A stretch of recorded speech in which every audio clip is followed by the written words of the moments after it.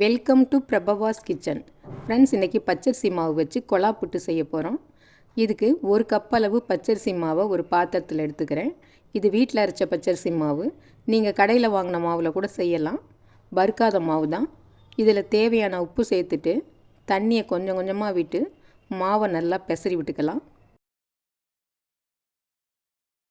தண்ணி எடுத்ததுமே நிறைய விட்டுறக்கூடாது. தேவைக்கு ஏற்ற மாதிரி கொஞ்சம் கொஞ்சமாக விட்டு எல்லா மாவும் ஈரப்பதத்தோடு இருக்கிற மாதிரி பெசரி விட்டுக்கணும். அதே சமயத்தில் கட்டி கட்டியாக ஆகாதபடிக்கு அதை உடச்சி விட்டு பெசரிக்கணும்.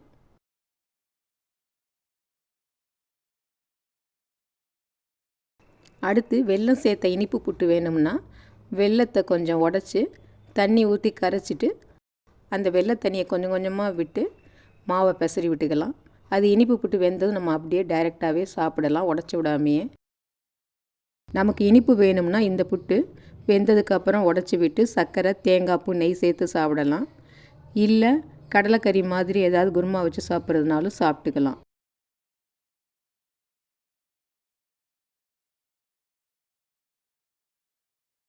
புட்டு சாஃப்டாக வர்றதுக்கு காரணமே இந்த மாவு பெசரி விடுறதுல தான் இருக்குது.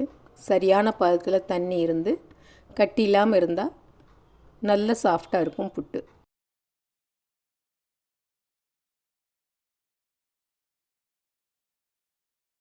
இப்போ எல்லா மாவும் நல்ல ஈரப்பதத்தோடு கட்டி இல்லாமல் பெசரி விட்டாச்சு. இது எந்த அளவுக்கு ஈரப்பதமாக இருக்குன்னு நான் பிடிச்சி காமிக்கிறேன் பாருங்கள். இப்படி பிடிச்சோம்னா கொழுக்கட்டை மாதிரி நல்லா பிடிக்க வரும். அந்த அளவுக்கு ஈரப்பதமாக இருக்கணும். இப்போ இதை நல்லா உடச்சி விட்டுக்கலாம்.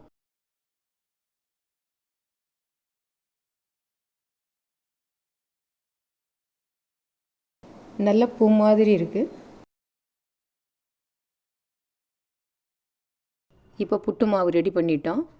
நம்ம இது செய்கிறதுக்கு புட்டு குழாயும் பானையும் எடுத்துக்கலாம். இப்போ ரெண்டையும் சுத்தமாக கழுவிட்டு இந்த குழாயில் இந்த தட்டை போட்டுக்கலாம். இதில் எண்ணெய் நெய்யெல்லாம் தடவணும்னு அவசியம் இல்லை, கழுவினா போதும். இப்போ இந்த பானையில் ஒரு 1.5 டம்ளர் அளவு தண்ணி ஊற்றிக்கலாம். இந்த பானையில் கால்வாசி அளவுக்கு தான் தண்ணி இருக்கணும். அரைப்பானை முக்கால் பானைக்கெல்லாம் தண்ணி வைக்கக்கூடாது. அப்படி வச்சு நல்லா தண்ணி கொதிச்சிட்ருக்கிறப்ப நம்ம குழாயை வச்சோம்னா ஸ்டீம் அதிகமாக வந்து குழாயை தூக்கி அடிச்சிடும். அதனால தண்ணி 1/4 பானை அளவுக்கு தான் வைக்கணும். தண்ணி நல்லா கொதித்ததுக்கப்புறம் நம்ம புட்டு குழாயை வச்சோம்னா 2 நிமிஷத்தில் வெந்துடும்.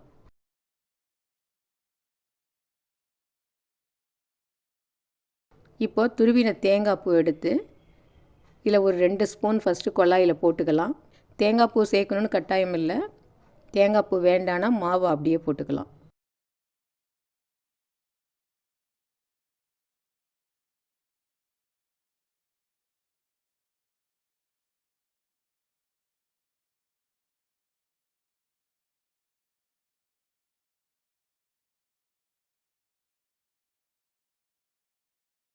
போட்ட தேங்காய் பூ இந்த மாதிரி பரவலாக இருக்கிற மாதிரி பார்த்துக்கலாம். மாவை இப்போ கொஞ்சம் கொஞ்சமாக போட்டுக்கலாம். மாவை இறுக்கி பிடிக்கக்கூடாது.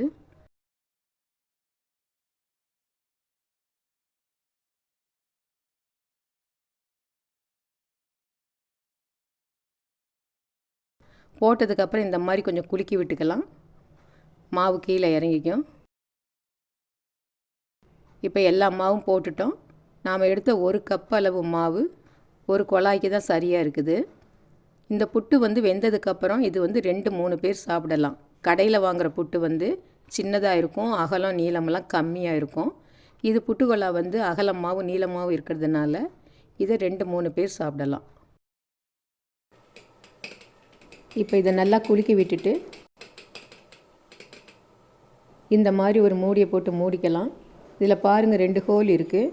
புட்டு நல்லா வெந்ததுக்கப்புறம் ஸ்டீம் இந்த ஹோல் வழியாக வரும். நம்ம மூடி போட்டு வைக்கணும்னு அவசியம் இல்லை, அப்படியே கூட வைக்கலாம். இப்போ பாருங்கள் தண்ணி நல்லா கொதிச்சிட்ருக்கு. இந்த மாதிரி கொதிக்கிறப்ப புட்டுக்குழாயை வச்சுட்டு நம்ம ஃப்ளேமை கம்மிப்படுத்திக்கணும். ஏன்னா தண்ணி ஏற்கனவே கொதிச்சிட்ருக்கிறதுனால லோ ஃப்ளேம்லேயே இந்த புட்டு சீக்கிரமே வெந்துடும். ஹை ஃப்ளேமில் வச்சோம்னா ஸ்டீம் அதிகமாக வர்றதுனால சமயத்தில் குழா மேலே தூக்கிக்கும். அதனால் லோ ஃப்ளேமில் வச்சுக்கலாம்.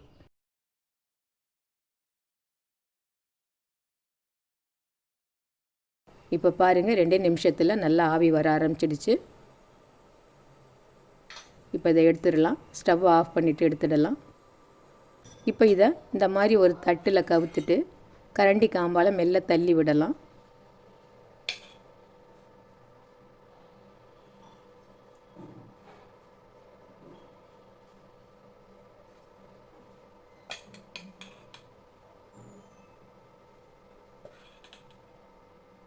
அழகாக கலண்டு வந்துருச்சு பாருங்கள் புட்டு.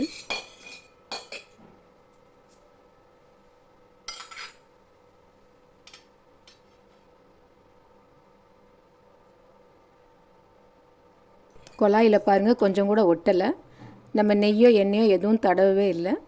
ஆனாலும் நல்லா வெந்துட்டதுனால ஒட்டாமல் வந்துடுச்சு. மாவு இருந்து இன்னும் புட்டு வேக வைக்கிற மாதிரி இருந்தால் தட்டை போட்டுட்டு திரும்பவும் மாவை கொட்டிக்கலாம்.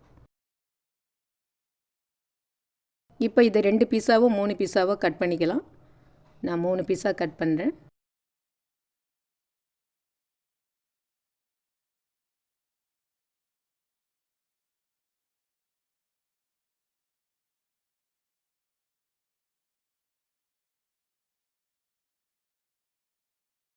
இப்போ இதில் ஒரு 1/2 டீஸ்பூன் அளவு நெய் விட்டு இதை உடச்சி விட்டுக்கலாம். இந்த மாதிரி கஷ்டப்பட்டு கொலா புட்டு செஞ்சு இதை உடச்சி விட்டு சாப்பிட்றதுக்கு அப்படியே இட்லி கொப்பரையில் வச்சு வேக விட்டு சாப்பிட்லான்னு தோணும். ஆனால் இந்த மாதிரி கொலா புட்டு செஞ்சு சாப்பிட்றது தான் இன்ட்ரெஸ்டிங்காக இருக்கும். இப்போ தேவையான அளவு சர்க்கரை சேர்த்துட்டு நல்லா கலந்து விட்டுக்கலாம்.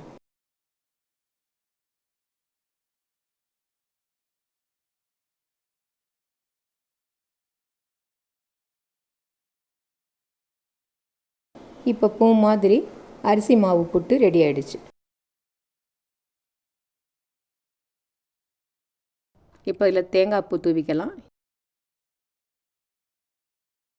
காலையில் இந்த புட்டு கொஞ்சம் சாப்பிட்டு ஒரு கிளாஸ் காஃபி குடித்தாலே ரொம்ப ஃபில்லிங்காக இருக்கும். இந்த டிஷ்ஷு பிடிச்சிருந்ததுன்னா லைக் பண்ணுங்கள், ஷேர் பண்ணுங்கள், மறக்காமல் சப்ஸ்கிரைப் பண்ணுங்கள். நன்றி.